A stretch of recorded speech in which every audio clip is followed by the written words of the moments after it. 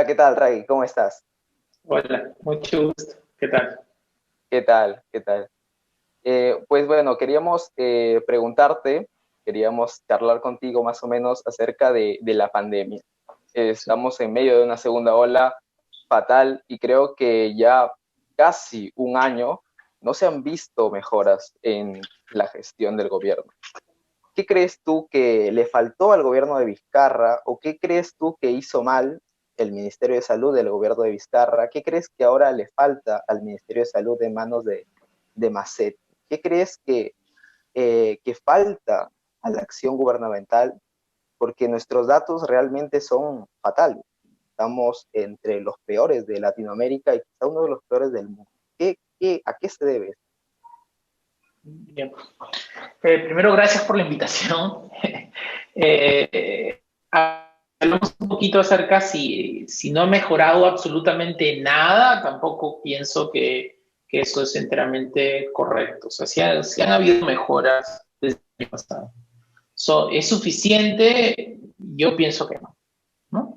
Eh, Cuando hablamos un poquito acerca de las estrategias que han hecho todos los otros países y obviamente todos han tenido distintos resultados, ¿no? Países grandes han tenido problemas donde han tenido que enfrentar por la nueva variante y en fin, ¿no? La cantidad de gente susceptible y están teniendo estas olas, ¿no? En nuestro caso, hemos tenido pues una primera ola gigantesca en comparación a la de los otros países y ahora estamos en medio de una segunda ola. La próxima semana vamos a llegar probablemente al mismo pico que tuvimos en la primera ola anterior, ¿ya? Es una segunda ola brutal que estamos teniendo. En términos de qué es lo que hemos estado haciendo como país, ¿no? Sí pienso que en cierto momento como que se le dio un interés a los datos, eh, pero la cosa salió de desborde, ¿no? Un desborde. Hubo un momento donde habían bastantes expertos que básicamente recomendaban hacer lo mismo que en otros países, que recomendaban las estrategias similares, ¿no? Lo del semáforo epidemiológico, lo de hacer seguimiento de contactos, en fin, varias estrategias que son reconocidas mundialmente. Pero yo siento que en cierto modo el gobierno se rindió, ¿no? Se rindió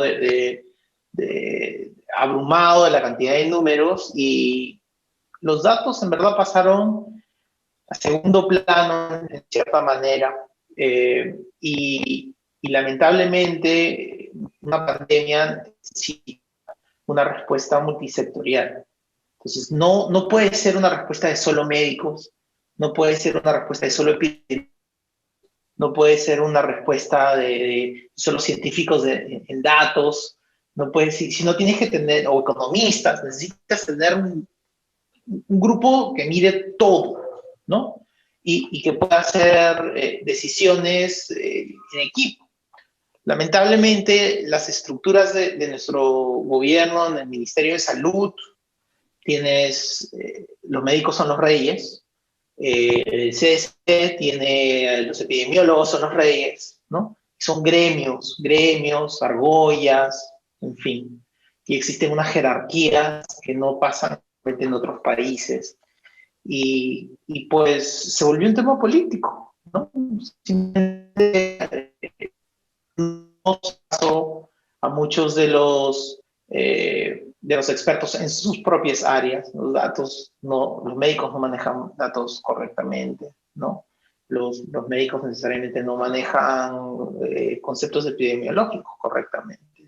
Y esto es que se empujó a ese lado y se empezaron a tomar decisiones que no eran basadas en ciencia, ¿no? Y esos datos incorrectos eran puestos, digamos, en la mesa para tomar decisiones. Cuando el ministro Víctor Zamora entró como ministro al comienzo de la pandemia, se empezaron digamos, él formó el grupo de prospectiva, ¿ya? El propósito del grupo de prospectiva era de mirar los datos, en general analizar, hacer curvas, estadísticas, ese tipo de cosas. El problema es que Prospectiva no está a cargo de recolectar datos. La entidad que está a cargo de recolectar datos es el CDC. La entidad que está a cargo de actualizar, mantener esos datos, de realmente procesarlos, son ellos.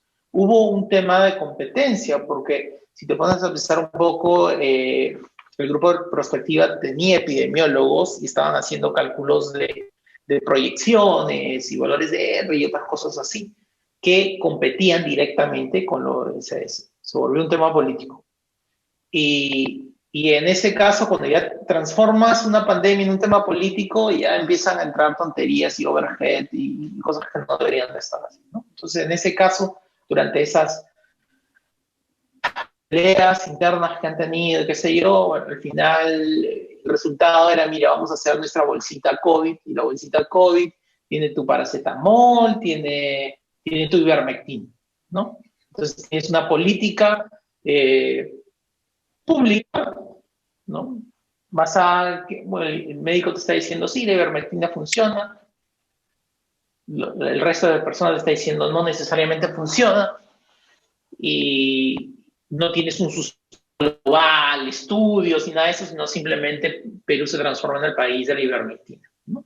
Y es un poco ridículo porque cuando miras los datos en general, si realmente es una manera de proteger, entonces explícame por qué ahorita la curva de Chincha, ¿no? La región y la provincia de Ivermectina, porque está tan disparada igual que el resto del país, ¿no? Entonces, allí lo que sucede es que hay conspiración, no sé, teorías de conspiraciones, teorías de desinformación, mucho dinero que se está moviendo, muchos contratos que están pasando. Al final acabas con políticas públicas que no están basadas en ciencia. Entonces, si tú tienes una respuesta que no está basada en ciencia, no está basada en datos duros, tienes pues lo que sucedió. Lo que no sucedió, ¿no? Y lo que está, lamentablemente, lo que potencialmente va de nuevo, ¿no? ¿Y tú no crees que de repente pasa que, o sea, la gente que trabaja en el Estado tiene, o algún técnico independiente tiene demasiado miedo a ver los datos duros, a usar la ciencia, porque quizá esos datos vayan en contra de sus propios sesgos ideológicos o de las políticas que a él le gustaría tener, porque justamente pasa esto, que si uno mira los datos va en contra de sus creencias y por eso no los quiere tomar? Claro, pero eso va, y es gracioso que me mencionas esto, ¿no? Esto es Twitter hace 10 minutos exactamente, ¿no? Es porque es de los datos, de el Congreso, no sé cuándo. Digo, o sea, una persona dentro de tus propios principios, tú no puedes esconder datos, sobre todo en una pandemia. Si tú escondes datos, estás haciendo daño, estás haciendo que gente se muera. Tienes que tomar esa responsabilidad. Y si la narrativa no va con lo que los datos no van, tienes que hablar, tienes que decir. Lamentablemente, yo entiendo la posición también de varios funcionarios públicos donde ellos viven de ser un funcionario público, ¿no? De ahí es que ganan su pan de cada día. Entonces, lamentablemente en el Estado hay mucha política en general, ¿no? En las posiciones, se rotan, ¿no? Entonces, las argollitas son los mismos círculos que se están rotando y lamentablemente eso afecta a decir lo que realmente piensa. Ahora, por ejemplo, hoy día hemos publicado una carta abierta al presidente Sagasti, ¿no? Acerca del uso de los datos en esta pandemia, ¿no? Y mira, ponte a pensar, o sea, en otras personas con las que yo estoy hablando de diferentes grupos dentro del INSA me han mandado mensajes y me han agradecido. No son gente de funcionarios grandes o bajos, sino que están en el medio, ¿no? O gente que hace la chamba. Y me han agradecido por decir las cosas que ellos no pueden decir. Que es básicamente, oye, estamos teniendo un médico que está a cargo de la parte de este pedazo de me hizo un favor porque es dentro de la argolla del grupo de qué sé yo, y al final, ¿sabes quién me acaba pagando con eso? Todos, porque tenemos peruanos que se mueren. ¿no? Y acabamos confinados y qué sé yo, o sea, y acabamos en respuestas que no son correctas, ¿no?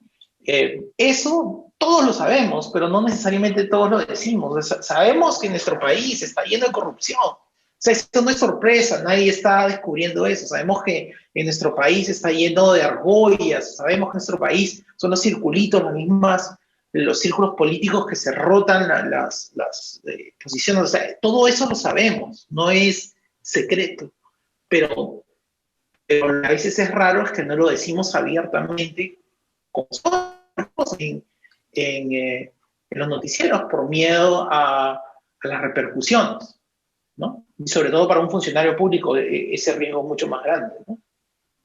Sí, sí, Ray, he tenido conocimiento y he leído también sobre la carta al presidente Sagasti de Open COVID.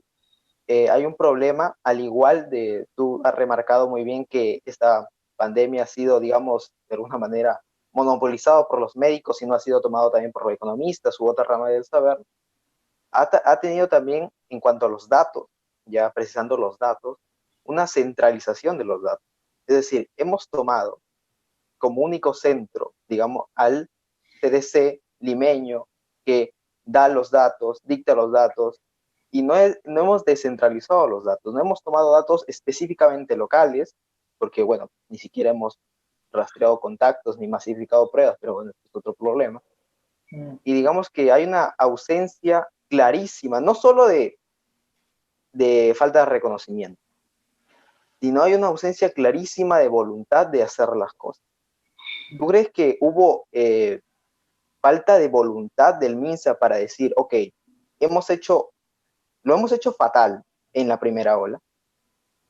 Ahora que están descendiendo los contagios, digamos, en septiembre, por ahí, finales de septiembre, vamos a hacer las cosas bien. ¿No hubo una falta de voluntad? Sí, claro, definitivamente. A ver, un líder se hace responsable por los resultados, un líder de verdad, ¿no? Se hace responsable por los resultados de su gestión.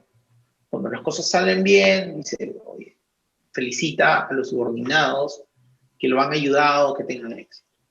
Si las cosas salen mal, dice, tiene que tomar la culpa y, digamos, asumir la realidad, que al final solo hay una persona que está a cargo de ese líder, ¿no?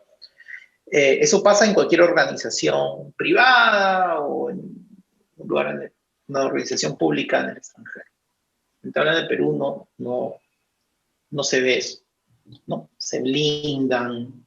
No es exactamente cómo reacciona el Congreso normalmente cuando hay una persona que obviamente está en medio de un caso de corrupción y simplemente lo blindan, ¿no? Ya tenemos hasta una palabra para eso, lo blindan. Lo mismo sucede en los cargos políticos. Entonces, ¿qué ha pasado? Que cuando la cosa se puso más ligera, entramos en otros problemas políticos, ¿no? Entramos en las peleas del Congreso, contra el Ejecutivo y todo este tipo de cosas, y no sé, Richard Swing, y los audios, y tonterías, ¿no? O sea, háblame de desaprovechar el tiempo que tenías para reorganizarte, ¿no? O sea, hemos estado hablando por semanas de Richard Swing, ¿no? Sí, exacto. ¿no? Sería impresionante cuantificar cuán daño hizo, en razón de vidas humanas, el ping-pong político de ejecutivo contra legislativo. Es alucinante. Lo estás viendo ahorita, o sea, lo estás viendo ahorita en la curva, ¿no? Y es simplemente mira la cantidad de muertos diarios desde esa fecha hasta ahora, ¿no? Sí. Entonces, ahí, pero esa es la realidad, eso es lo que nos pasó, ¿no? Lamentablemente, después que hubo una semi-estabilización de la situación y entró el gobierno de Sagasti, todavía no hubo una reacción rápida acerca de la situación en ese momento, ¿no? No me sorprende, porque la persona a cargo del Ministerio de Salud es la misma persona que estaba a cargo del Ministerio desde muchos meses atrás. Entonces, no había una transición de esa persona. Entonces, ¿cómo vas a esperar diferentes resultados si tienes a la misma persona a cargo con ciertos sesgos políticos de cómo mira la situación? ¿No? Y básicamente digamos, ese gobierno no estaba... Mira, te voy a decir una cosa. A ver, todos sabemos, internamente después de hablar con un montón de líderes, todos sabemos que el cuentito de la ivermectina, ya, disculpa que continúe con eso, pero y yo en verdad normalmente pero está trato bien, de es evitar. interesante, o sea, es realmente interesante contar esto. O sea el cuentito de la ivermectina, yo no lo sé directamente, pero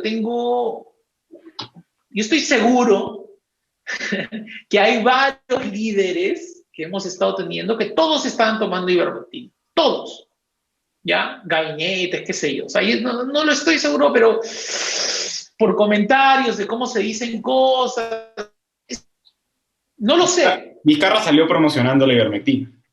Sí. Es un ejemplo, ¿ya? Ese es un ejemplo, ¿no? Pero, a ver, pues, yo me senté al costado del ministro de Agricultura en el Acuerdo Nacional, y el padre tenía COVID-3.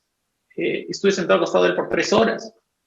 El padre tenía COVID, ¿no? Y yo sentado con mi máscara, él acá al costado, estábamos en el COE, en un lugar cerrado, y no me dio COVID, pero me hice la prueba después, ¿no?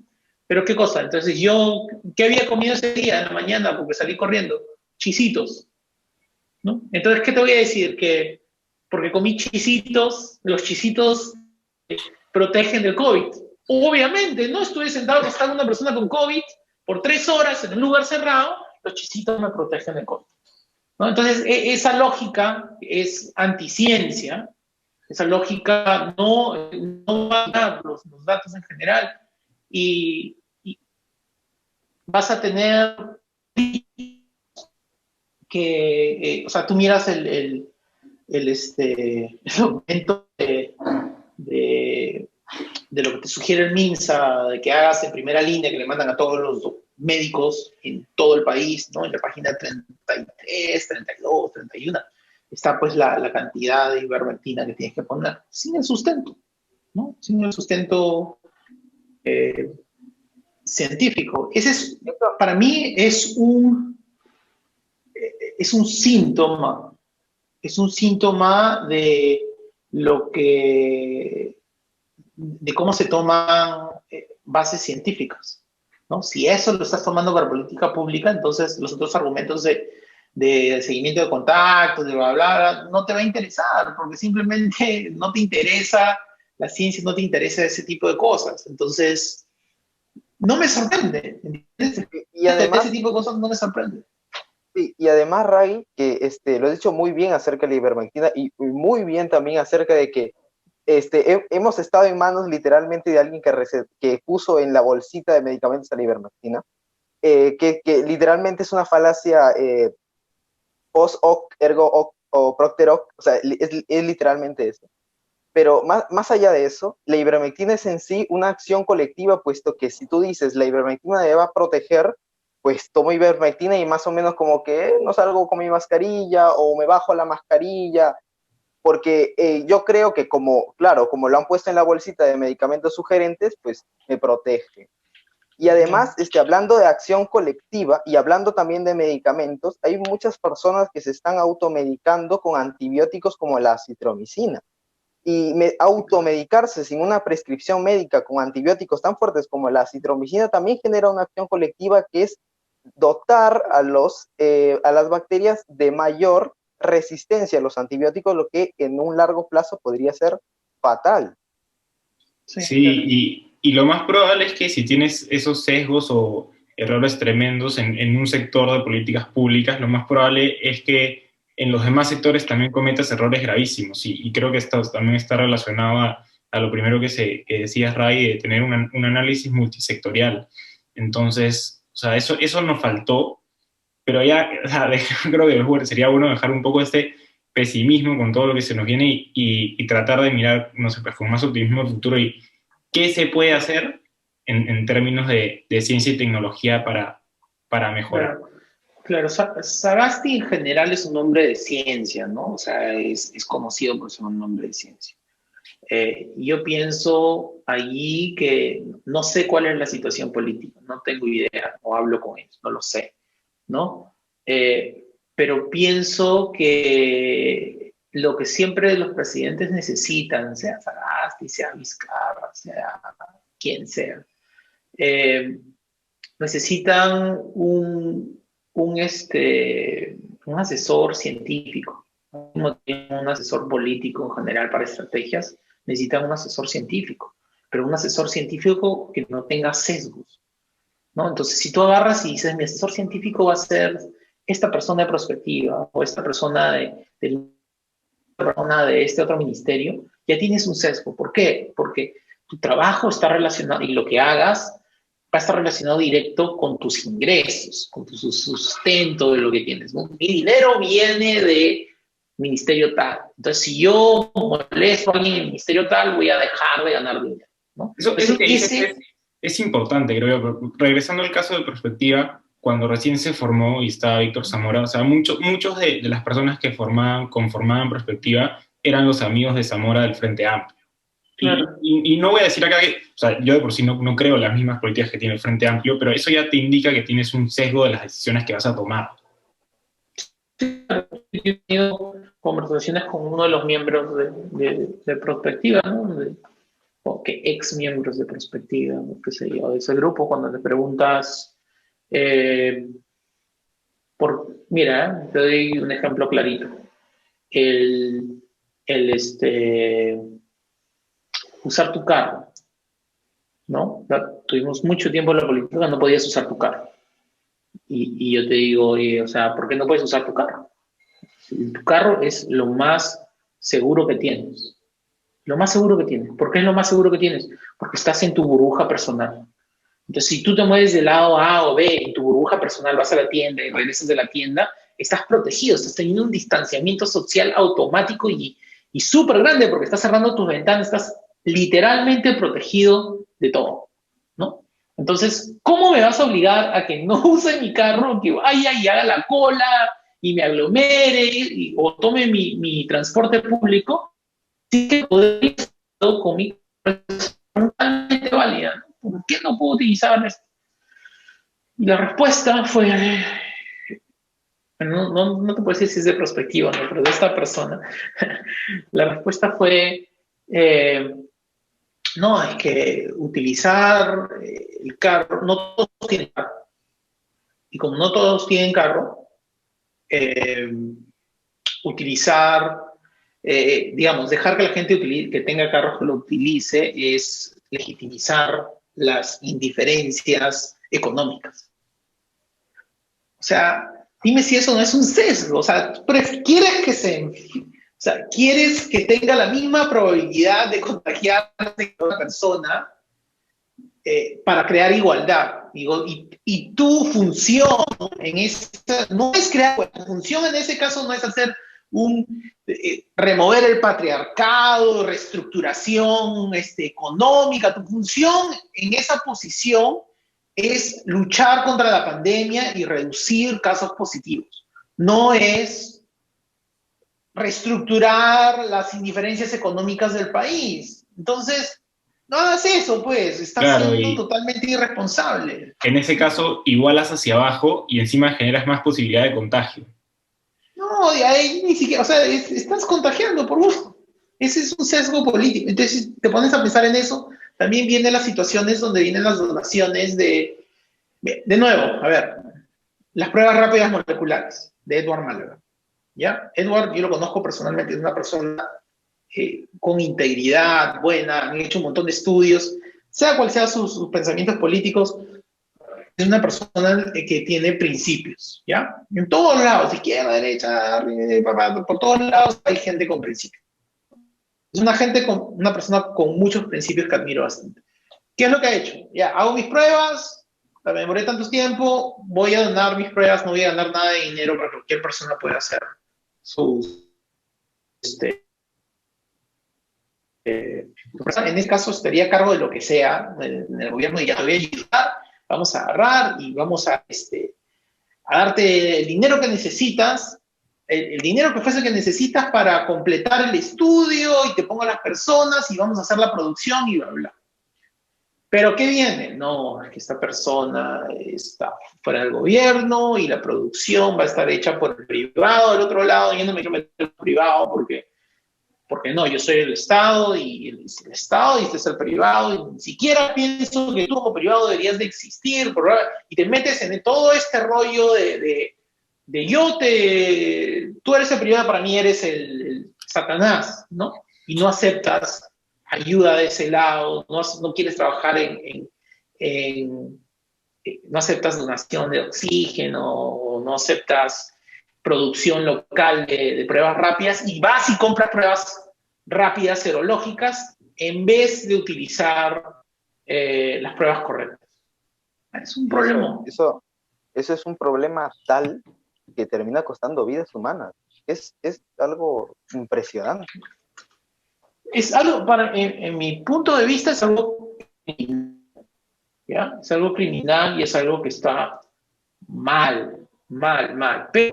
Pero también si es que el problema es que el Estado está estructurado para que si tú quieres hacer algo con el privado, no es fácil recibir ayuda del privado. Y el miedo que tienen todos los funcionarios en general,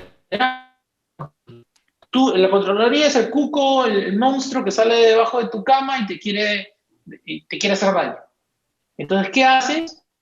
Es irte en la parte conservadora, no hacer absolutamente nada, porque por lo menos la Contraloría no te va a meter a la cárcel. Te mete a la cárcel, ¿qué haces? No haces nada, todos mueren. No deberías de ser el líder que está ahí. Tienes que tomar un riesgo, estás en guerra, tienes que luchar, no tomarte la foto, ¿no? Y eso es algo bien característico de nuestro país. No sé, por ejemplo, en muchos de los temas que se tocan, ya sea salud, economía, todos los temas, siempre hay esta visión de el Estado contra el sector privado. Siempre es conflicto. O sea, cualquier tema, pues, salud, la economía, siempre es conflicto. Y o sea, nunca es como se sienten en la mesa y vamos a cooperar y vamos a ir todos de esto. Porque en la mayoría de los países serios, o sea, tienes un sector Estado fuerte en las tareas que le tocan y tienes un sector privado fuerte en las tareas que le tocan. O sea, yo todavía no entiendo por qué en este país nos peleamos siempre por o el privado hace todo o el Estado hace todo y no nos concentramos en cuáles tareas les toca bien y qué tarea le toca hacer bien a cada uno. Claro, es una tontería. Básicamente, si tú miras los modelos de cómo funcionan las potencias mundiales, ahí hay un trabajo en colaboración. Un lado no crece sin el otro lado. Tú necesitas el sector privado generando impuestos de manera formal, necesitas al gobierno, del cliente, del privado, invirtiendo en ciencia, tecnología e innovación. Hay un montón de cosas que son un círculo, ¿no? Tú puedes mirar a Silicon Valley generalmente, la creación, y, o sea, me gusta. Yo he vivido, tú sabes, 11 años en San Francisco y 23 años en Estados Unidos. Y, o sea, la historia de Silicon Valley es súper interesante. O sea, básicamente la inversión principal para crear Silicon Valley, todas las compañías que están ahí, Google, Facebook, bla, o sea, dime tú, Hewlett Packard, Sun Microsystems, Oracle, bla, bla, bla, bla, todo eso no podía haber existido sin dinero del gobierno, ¿no? Y sobre todo con toda hay una dinámica completa desde la Guerra Fría y que había para hacer semiconductores, o sea, el nombre Silicon Valley, ¿no? De dónde viene Silicon, ¿no? Por los chips de silicona. Y ahí, no sé si conoces la historia, pero hay un montón de información muy interesante acerca de y yo quería llegar a eso, porque, entonces, es así. Claro, la colaboración, claro. Y a mí algo que me parece interesante es que, o sea, la creación de Silicon Valley de Estados Unidos tiene unas instituciones completamente diferentes a las nuestras, ¿no? Allá las instituciones funcionan, y yo, sobre todo el debate último de ciencia y tecnología que se ha estado poniendo sobre la mesa, y yo decía, pero, o sea, acá en Perú, 1, no tenemos las instituciones, 2, no tenemos legitimidad, 3, todo está politizado. Lo hemos visto en la conversación que estamos teniendo ahora de todos los temas que hemos tocado, que la ciencia está demasiado politizada. Entonces, cómo hacer para que la gente confíe en la ciencia y tecnología en el Perú y que pueda haber buenas instituciones donde colaboren tanto Estado y privado? Y sobre todo el tema de la legitimidad, que es lo que a mí más creo que me importa, podría ser lo más interesante, porque ya, yo voy a pagar impuestos al Estado y se va un montón en corrupción, un montón se va en gasto corriente a pagar planillas, consultorías. O sea, ¿qué tanta legitimidad tiene el Estado, que es un mal inversor en el Perú, para invertir en ciencia y tecnología? Sí, claro. Pero ojo, no solo es el Estado, o sea, yo te puedo decir lo mismo del sector privado. Te doy un ejemplo, o sea, ¿no? yo creo que el sector privado, sobre todo con los últimos escándalos de corrupción, o sea, la imagen que tiene también. No, pero yo hablo de otra cosa. O sea, a ver, todos estamos de acuerdo que corrupción es uno de los problemas principales que tenemos. Y podríamos hablar horas de eso, pero ya todos estamos de acuerdo que corrupción es un problema grande. Pon eso a un costado, ¿no? Yo te estoy hablando más como de la cultura de las entidades gubernamentales y del privado, de cómo ven inversión en tecnología e innovación. O sea, ellos piensan, me refiero a los dos, piensan que innovación es voy, compro esta otra cosa, implemento, ya estoy innovando, bla, bla, bla. Y te doy un ejemplo, o sea, mira, nosotros en Amigo Cloud, mi empresa en Amigo Cloud hacemos sistemas de información geográficas en la nube. Agarramos datos de geografía, de información y los transformamos, o sea, puntos de ubicación, los transformamos en información. ¿Qué significa eso? Tenemos software para recolectar datos geográficos, tenemos software para poner geografías en mapas, tenemos software para hacer dashboards, tenemos software para tomar decisiones, bla, bla, bla. Todo que tenga que ver con ubicación, ¿ya? Análisis de imágenes satélites, análisis de un montón de cosas, todo geográfico. Nuestros clientes, en Estados Unidos, Google es uno de nuestros clientes, ¿no? Nuestros clientes en Chile, Anglo American, por ejemplo, tenemos mineras grandes, ¿no? Tenemos un montón de empresas gubernamentales en Chile. Tengo clientes en Canadá, tengo clientes en Australia, tengo clientes en Alemania ahora, tengo clientes en diferentes partes. Pero las mismas entidades, a veces cuando es una multinacional, como una empresa minera grande, la de Chile sí te compra y la de Perú no te compra. Porque el software que hacemos, para nosotros, no le ven el valor, ¿no? No le ven... Ese es un tema interesante que yo no estaba considerando en mi análisis, que es más un tema cultural. Eres 100% cultural, porque o sea, tú le puedes vender a esa misma multinacional, le vendes a la oficina, le vendemos a la oficina de Sudáfrica, le vendemos a la oficina de Canadá, le vendemos a la oficina de Chile y no le podemos vender a la oficina de Perú. Mismo presupuesto, mismo totalmente cultural. La apreciación de tecnología en el Perú en general no es buena, no entiende. O sea, y te estoy hablando del privado, ¿ah? No te estoy hablando de... Imagínate si es así en el privado, ¿cómo es en el Estado? ¿No? Entonces, hablamos de ciencia, tecnología e innovación. No solo estamos hablando de la inversión y de corrupción y bla, bla. Estamos hablando de un ecosistema completo que no puede existir por temas culturales y también temas del ecosistema en sí. O sea, tú tienes que mirar, ¿no? Pero no tenemos manera de hacer investigación sostenible, no tenemos estructuras legales para poder hacer eso correctamente. Innovar, transformar eso en un proyecto requiere también cierta inversión, ¿no? Y transformarlo en una compañía sostenible para que pueda retroalimentar eso requiere otro tipo de problemas y podemos hablar de qué son ese tipo de cosas.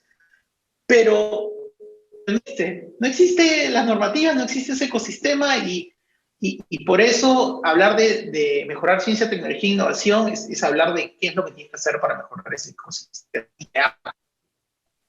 Buenas. Ese es un punto que no habíamos tomado en cuenta, pero lo voy a comenzar a investigar más, el tema cultural y el ecosistema. Y bueno, agradecerte por estar hoy día con nosotros, ya se nos está acabando el tiempo. La verdad que ha sido una conversación bastante enriquecedora y Kevin y yo nos llevamos bastante y esperemos que la gente que nos escucha también. Muchas gracias. Gracias a ustedes. Gracias, Ray, por hacer